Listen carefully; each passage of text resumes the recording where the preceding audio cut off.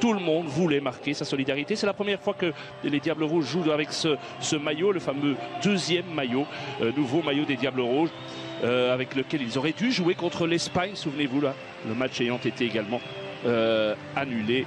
Bonsoir à tous, ravi de vous retrouver depuis le stade municipal de Leiria, le stade Dr Magalhães Pessoa. Vous avez déjà sous les yeux la composition de l'équipe portugaise, avec quelques changements par rapport au match de vendredi face à la Bulgarie. Le retour de Font dans l'axe à côté de Pep, Cédric qui joue à Southampton, tout comme Font d'ailleurs. À l'arrière gauche, Guerreiro qui sera aligné aujourd'hui également.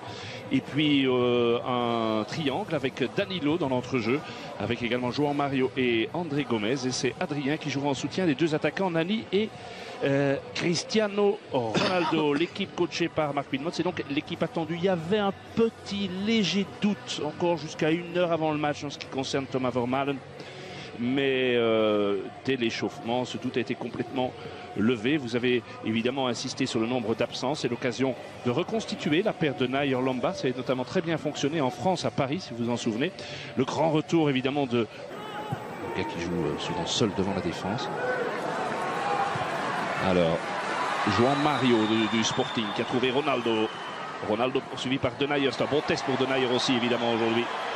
Ronaldo et Denayer. 20 ans Denayer, ah, c'est joli. Et le tir, le premier tir bien repoussé par Courtois. Première frappe du match. Et la deuxième, encore Courtois, oui. On va apprendre à le connaître. Lombard.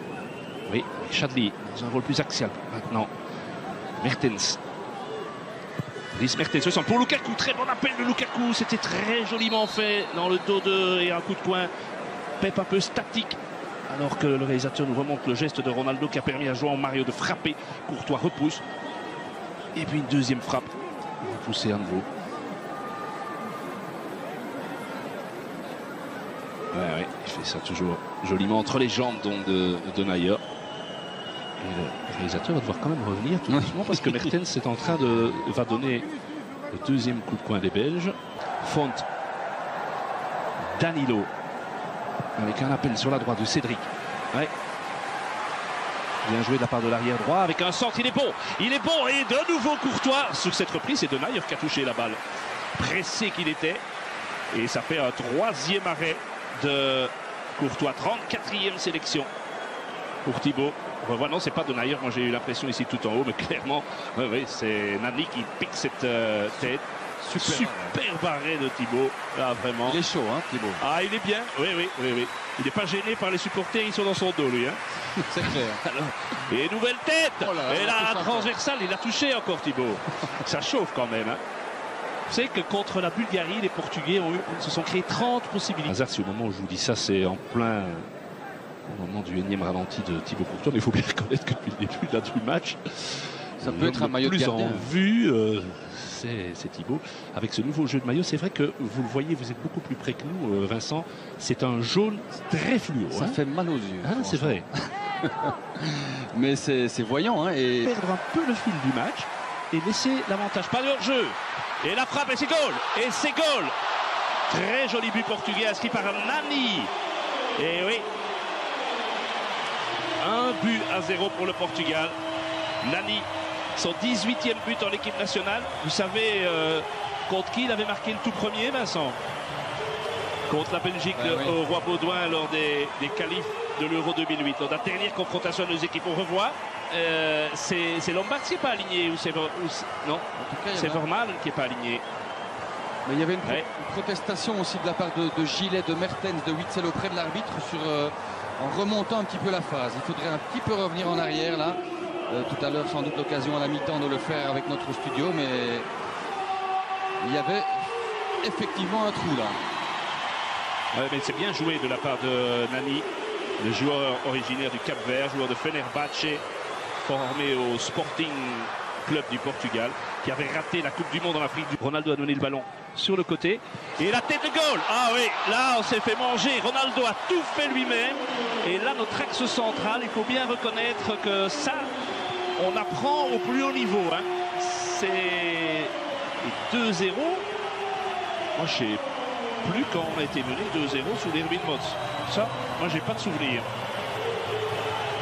cas certainement pas aux commentaires, mais ça fait quand même un problème parce que de concentration chez les Diables, parce que tout part de Ronaldo. Allez, on n'a pas montré. C'est Ronaldo qui a ouvert sur le côté vers João Mario et il a poursuivi son effort en pleine course. Il arrive. Et bon, il y a quand même ce genre de phase, pas 36 joueurs à tir. Regardez, il arrive au milieu de Denayer, Lombards et Vermaelen et il vient lancer.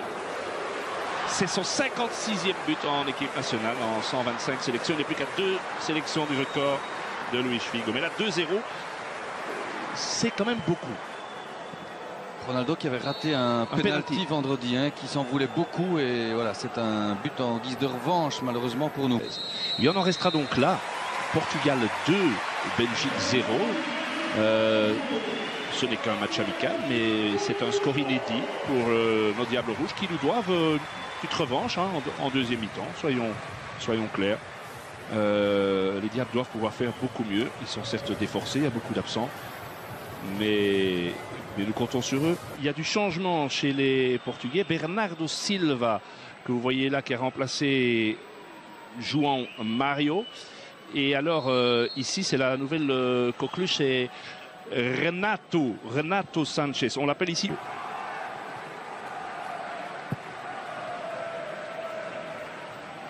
Oui, le duel gagné de la tête par Dani Gillet. Oh, quelle erreur!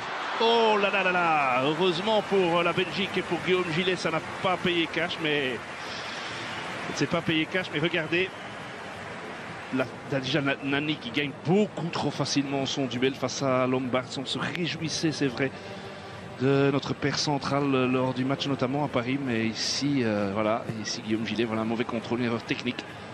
Et face à Ronaldo, normalement, Witzel vient se mettre dans le mur, petit ballon entre les Italiens. Oh. Elle est belle, et il n'a pas assez suivi assez vite, Chadli, c'est dommage. C'était pas Chadli, c'était Lombard, je pense, qui est monté dans oui, c'est Lombard. Oui, c'est Lombard qui est venu se mettre à côté de Lukaku. Mais quelle belle frappe, légèrement déviée. Ah oui, il est attentif, le gardien portugais. C'est le deuxième tir cadré des Belges. Vermaelen.